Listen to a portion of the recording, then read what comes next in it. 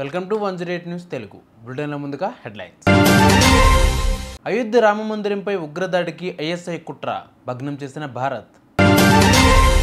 Inter exams 5 నిమిషాలు లేటుగా వచ్చిన అనుమతి నిరాకరణ.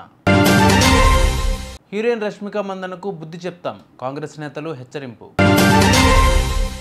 ఐపీఎల్ 2025 కొత్త కెప్టెన్ పేరు ప్రకటించిన కేకేఆర్. అయోధ్య రామ మందిరాన్ని పేల్చేసేందుకు ఐఎస్ఐ భారీ కుట్ర పన్నినట్టు తెలిసిందే. ఇందుకోసం ఫైజాబాద్ మటన్ వ్యాపారి టెర్రరిస్టు అబ్దుల్ రెహమాన్ను నియమించుకుంది. రెక్కీ నిర్వహించాక ఫైజాబాద్ నుంచి హర్యానాలోని ఫరీదాబాద్కు చేరుకున్న రెహమాన్ను ఓ హ్యాండ్లర్ హ్యాండ్ గ్రెనేడ్లను ఇచ్చాడు. రైల్లో తిరుగు ప్రయాణానికి సిద్ధమవుతూ ఉండగా Gujarat ATF, Faridabad STF teams అతడిని పట్టుకున్నారు.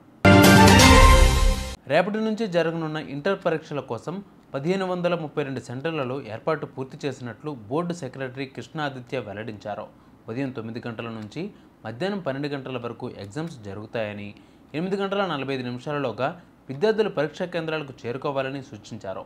ఉదయం 9 గంటల తర్వాత 5 నిమిషాలు లేటుగా వచ్చిన వారిని కూడా పరీక్షకు అనుమతిస్తామని స్పష్టం చేశారు. ఎగ్జామ్ సెంటర్ల వద్ద 144 సెక్షన్ అమలులో ఉంటుందన్నారు. నటి రష్మిక మందన్నకు బుద్ధి చెప్తామని కన్నడ కాంగ్రెస్ నేతలు అంటున్నారు. ఆహ్వానించినప్పటికీ కన్నడ ఫిల్మ్ ఫెస్టివల్కు ఆమె రాకపోవడమే ఇందుకు కారణం. వివిధ భాషల్లో నటిస్తున్న ఆమె కన్నడను నిర్లక్ష్యం చేస్తున్నారని మండి ఎమ్మెల్యే రవికుమార్ మండిపడ్డారు. తాను హైదరాబాదీనని చెప్పుకోవడమేంటని ప్రశ్నించారు. డిప్యూటీ సీఎం డీకే శివకుమార్ చెప్పినట్లు సినిమా ఇండస్ట్రీ వాళ్లకు నట్లు బోల్ట్లు బిగించాల్సిన అవసరం ఉందని హెచ్చరించారు.